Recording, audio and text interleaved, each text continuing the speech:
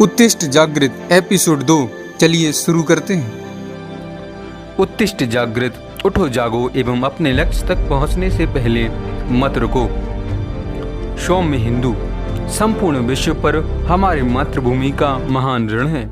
एक एक देश को लें तो भी इस पृथ्वी पर दूसरी कोई जाति नहीं है जिसका विश्व पर इतना ऋण है जितना कि इस सहिष्णु एवं सौम्य हिंदू का।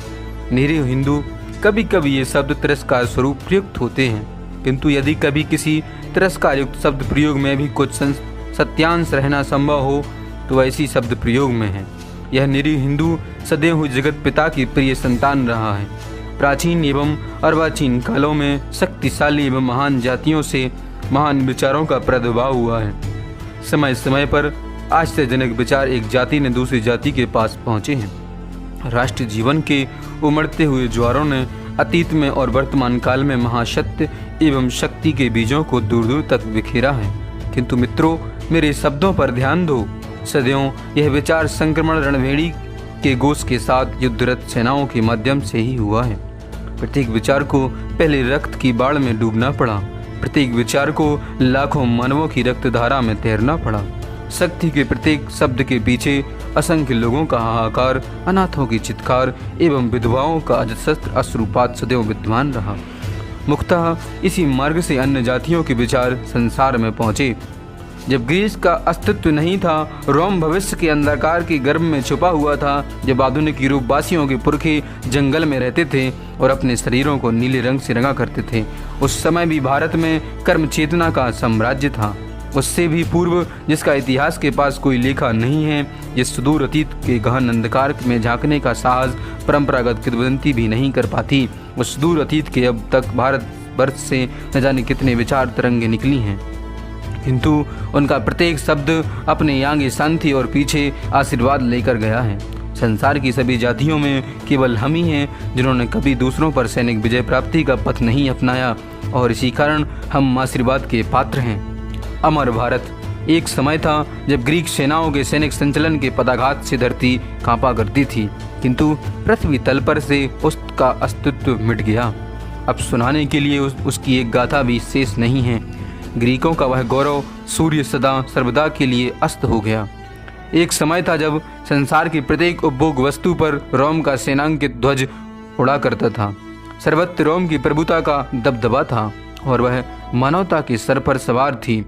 रोम का नाम लेते ही पृथ्वी कांप जाती थी, परंतु आज उसी रोम का कैपोटोलिन पर्वत खंडरों का ढेर बना हुआ है। जहां पहले सीजर राज्य करते थे, वहां आज मकड़ियां जाला बुनती हैं। इनके अतिरिक्त कई अन्य गौरवशाली जातियां आईं और चली गईं। कुछ घंटे उन्होंने बड़ी चमक दमक के साथ गर्व से छाती फैलाकर अपना प्रभुत्व फैलाया। अपने कलुषित जाति जीवन से दूसरों को आक्रांत किया, पर शीघ्र ही पानी के बुलबुलों के समान मिट गईं।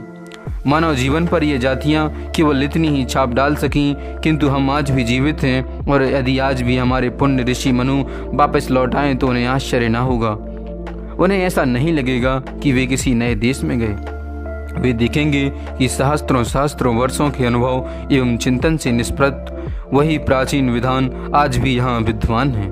अनंत शताब्दियों के अनुभव एवं युगों की अभिज्ञता का परिपाक वह सनातन आचार विचार आज भी वर्तमान है। और इतना ही नहीं, जैसे जैसे समय बीतता जाता है, एक के बाद दूसरे दुर्भाग्य के थपेड़े उन पर आघात करते जाते हैं, परंतु उन सभी आघातों का एक ही परिणाम हुआ। वह आचार दृढ़तर और स्थायी ही होते जाते हैं। किंतु इन सब विधानों एवं आचारों का केंद्र कहाँ है? किस हृदय में रक्त संचालित होकर उन्हें पुष्ट बना रहा है? हमारे राष्ट्रीय जीवन का मूल स्रोत कहाँ है? इन प्रश्नों के उत्तर में संपूर्ण संसार के पर्यटन एवं अनुभव के पश्चात में विश्वासपूर्वक कह सकता हूँ कि उसका केंद्र हमारा धर्म है। यही वह भारतवर्ष है जो अनेक शताब्दियों तक सतत विदेशी आक्रमणों के आघातों को झेल चुका है। यही वह देश है जो संसार की किसी भी चट्टान से अधिक दृढ़ता से अपने अक्षय पौरुष एवं अमर जीवन शक्ति के साथ खड़ा हुआ है।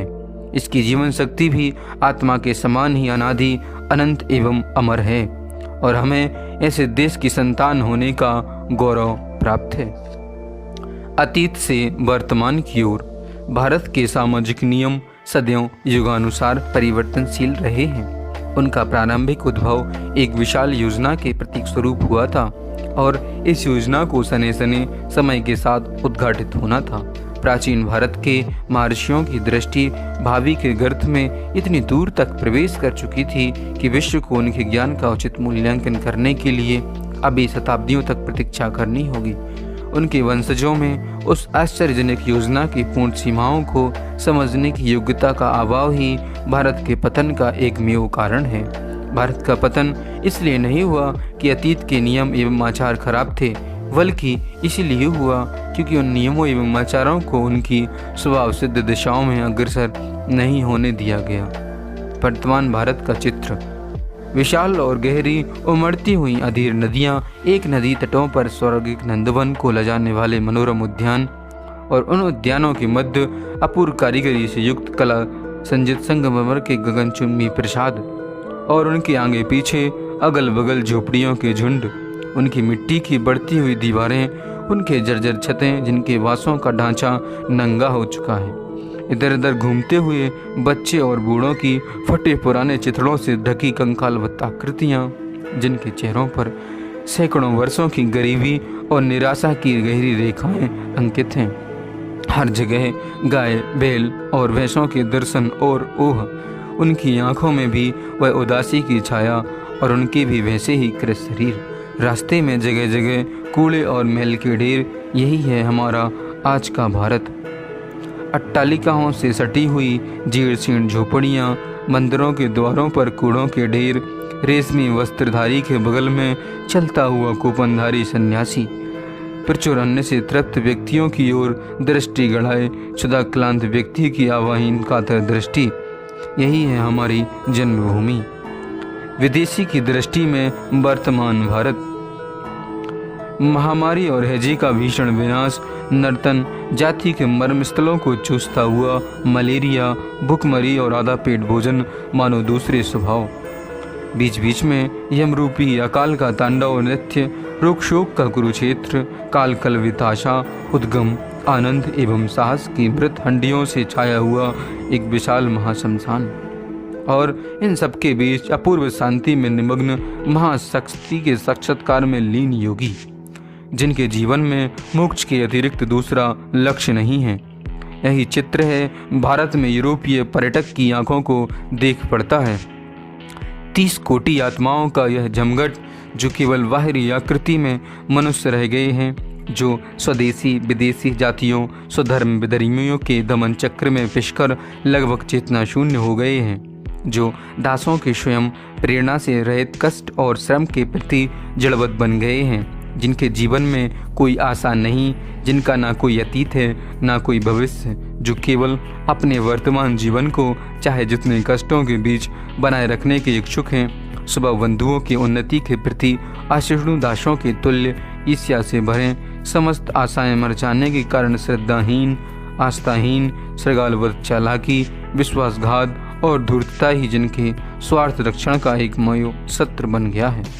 स्वार्थपरता के मूर्ति, मंत्र प्रतीक, शक्तिमानों के चरणों की धूलि चाटने वाले, किंतु अपने से दुर्बलों के लिए यम स्वरूप, दुर्बल एवं मनुष्य के प्रति निराश होने के कारण अनेक भीभत्स एवं क्षुद्र अंधविश्वासों के आश्रय स्थल बने हुए, नैतिकता के किसी स्थिर मापदंड से रहित ऐसी हैं 30 कोटि आत्माएं जो भारत माता के बक्षस्थल पर रेंग रहीं। एक सड़ी गली दुर्गंध युक्त लाश पर बिलबिलाते अगड़ित कीड़ों के समान यही है हमारा चित्र, जो आज एक अंग्रेज अधिकारी के सामने बरबस आकर खड़ा हो जाता है। भारतीय दृष्टि में पश्चिम नवजित शक्तियों की सुरा के मद में चूर, पाप पुण्य के बुद्ध से रहित, हिंसक पशुओं के समान विकराल, नारी का गुलाम, कामुक, सुरा में डूबा, शुद्धता रहित, आचारहीन, केवल जड़ जगत में आस्था से युक्त, जड़वत्त और उसके विभिन्न प्रयोगों पर आश्रित, सभ्यता से संपन्न, अन्यों के देश एवं संपत्ति का बल, चालाकी एवं विश्वासघात पूर्वक शोषण कर अपनी अहमता को प्रदर्शित करने के लिए लालायत, मरणोत्तर जीवन में आस्था रहित, शरीर से परे जिसके लिए कुछ नहीं, विषय भोग एवं शरीर मुख में ही जिसका संपूर्ण जीवन है, यही है पश्चिमवासी। जो एक भारतीय की दृष्टि में राक्षस मात्र हैं। केवल वह दृष्टि पर आधारित चित्र, ये दोनों पक्षों के द्वारा प्रस्तुत एक दूसरे के चित्र जो विवेक बुद्धि से रहित उथली जानकारी अथवा अज्ञान पर आधारित हैं। जो विदेशी या यूरोपीय भारत आते हैं वह हमारे नगरों के बिल्कुल स्वच्छ एवं स्वास्थ्यकारक क्षेत्रों में शाही भवनों में रहते हैं और हमारे देहाती मोहल्लों की तुलना अपने देश के स्वच्छ एवं सुंदर नगरों से करते हैं।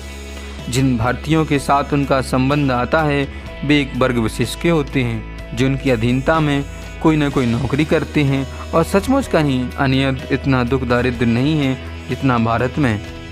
इसमें भी कोई झूठ नहीं कि कूड़ा करकट हर जगह पड़ा ही रहता है। यह यूरोपीय मस्तिष्क की समझ के बाहर है। इस गंदगी, गुलामी और इतने पतन के बीच भी किसी श्रेष्ठ वस्तु का अस्तित्व संभव है। दूसरी ओर हम देखते हैं कि यूरोपवासी भक्ष का विवेक किए बिना जो मिल जाता है खा लेते हैं। उनमें हमारे समान शुद्धता का विचार नहीं है।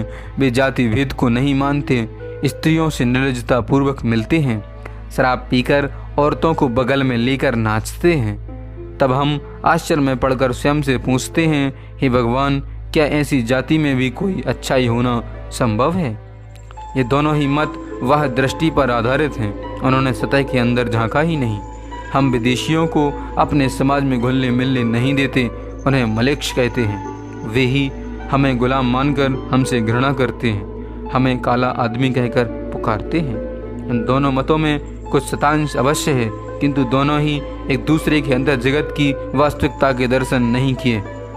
प्रत्येक जीवित राष्ट्र किसी भाव का आश्रय स्थल, प्रत्येक व्यक्ति के अंदर एक भाव विद्यमान रहता है। वह मनुष्य उसकी केवल अभिव्यक्ति मात्र है, उस अतिरिक्त भाव की भाषा मात्र है। इस प्रकार प्रत्येक राष्ट्र का भी एक राष्ट्रीय भाव होता है।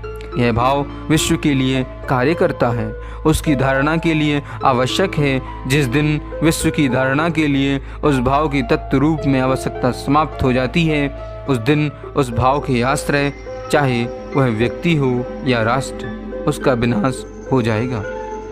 हम भारतवासी इतनी आपत्तियों, दुख दरिद्र एवं अंतर्वाह अत्याचारों को लेकर भी अब तक जीवित हैं। यही प्रमाण है कि हमारा कोई राष्ट्रीय भाव है जिसकी विश्व की धारणा के लिए आवश्यकता है। इसे अच्छी प्रकार समझ लो कि भारत अब भी जीवित है, क्योंकि विश्व सभ्यता के भंडार में इसका योगदान अभी पूर्ण नहीं हुआ है। पहले हम यह भी समझ लें कि ऐसा कोई अच्छा गुण नहीं जिस पर किसी एक जाति का अधिकार हो। निसंदेह व्यक्तियों के समान राष्ट्रों में भी किसी एक राष्ट्र में अन्य राष्ट्रों की अपेक्षा कुछ गुणों का प्राधान्य हो जाता है। धर्म और मोक्ष हमारी मुख्य भाव मुक्ति की कामना है। पाश्चात्यों का मुख्य भाव धर्म है। हम मुक्ति चाहते हैं, वे धर्म चाहते हैं। यह धर्म का व्यवहार मीमांसकों के पुरुषार्थवाचक धर्म, अर्थ, काम और मोक्ष अर्थ में हुआ है। धर्म क्या है? धर्म वही है जो इहलोक और परलोक में सुख भोग की प्रवृत्ति दे। धर्म क्रिया मूलक होता है, वह मनुष्य को सुख के पीछे दौड़ाता है और कार्य करने की प्रेरणा देता है। मुक्ति क्या है? मोक्ष वह है जो यह सिखाता है कि यह लोक और परलोक दोनों का सुख गुलामी है, क्योंकि इस प्रकृति के नियमों से परे इहलोक है और ना परलोक। इहलोक की दास्ता का परलोक की दास्ता से केवल अंतर है कि जितना लोहे की जंजीर का सोने की जंजीर से। दूसरी बात यह है कि सुख चाहे जिस लोक में हो, प्रकृति के नियमों से बंधा होने के कारण नाशवान है, वह अंत तक स्थिर नहीं रहेगा। अतः मनुष्य को मुक्त होने की आकांक्षा रखनी चाहिए। उसे शरीर के बंधनों से परे जाना चाहिए। दासत्व में रहने से काम नहीं चलेगा। यह मोक्ष मार्ग केवल भारतवर्ष में है, अन्यत्र नहीं। भारतवर्ष में एक समय ऐसा भी था जब यहाँ धर्म और मोक्ष का सामंजस्य था। उस समय यहाँ मोक्ष की आकांक्षा रखने वाले व्यास, सुखदेव एवं जनक आदि के साथ साथ युधिष्ठिर, अर्जुन, दुर्योधन, भीष्म एवं कर्ण आदि धर्म के उपासक भी विद्यमान थे। बौद्ध मत के उदय के पश्चात धर्म की पूर्ण उपेक्षा की गई और मोक्ष मार्ग ही प्रधान बन गया। हिंदू शास्त्र एवं बौद्ध मत बौद्धों ने घोषणा की, संसार में मोक्ष के समान और है ही क्या। अतः तुम जो भी हो सब इसे पाने का प्रयत्न करो। मैं पूछता हूँ, क्या यह कभी संभव है? हिंदू शास्त्रों का स्पष्ट निर्देश है, तुम गृहस्थ हो, तुम्हारे लिए सब बातें आवश्यक नहीं। तुम अपने स्वधर्म का पालन करो, यही बात ठीक है। जो एक पग नहीं कूद सकता, उससे एक ही छलांग में समुद्र पार कर लंका पहुंच जाने की आशा रखना कहाँ तक उचित है? क्या यह युक्ति संगत नहीं है? तुम अपने परिवार का तो पेट भर नहीं सकते, 200 बंधुओं को भोजन देने की तुम में क्षमता नहीं, अन्य लोगों के साथ मिलकर तुम लोक कल्याण का एक छोटा सा कार्य भी नहीं कर पाते, तब भी तुम मुक्ति के पीछे दौड़ रहे हो। हिंदू शास्त्रों का कथन है, निसंदेह मुक्ति धर्म से कहीं अधिक श्रेष्ठ है, किंतु पहले धर्म का पूर्ण पालन कर लो। बौद्धियों ने इसी स्थल पर भ्रम में पड़कर अनेक उत्पात खड़े कर दिए। अहिंसा ठीक है, बुराई का प्रतिरोध मत करो, यह भी बड़ी बात है। यह सब सचमुच ऊंचे सिद्धांत हैं, किंतु शास्त्रों का आदेश है, तुम गृहस्थ हो। यदि कोई तुम्हारे गाल पर एक थप्पड़ मारे, तुम उसका जवाब 10 थप्पड़ों से ना दो तो तुम पाप करते हो। मनु की व्यवस्था है, गुरुवम बाल वृद्धो या ब्रह्मणम बहुश्रुतमम अतावीनिम मयंताम हन्नो देव विचार्यान। अर्थ, यदि कोई तुम्हें मारने के लिए आता है तो उसकी हत्या करने में तनिक भी पाप नहीं है, चाहे वह ब्राह्मण ही क्यों न हो। यह एक महासत्य है और इसे कभी नहीं भूलना चाहिए। स्वधर्म पालन ही परम सत्य।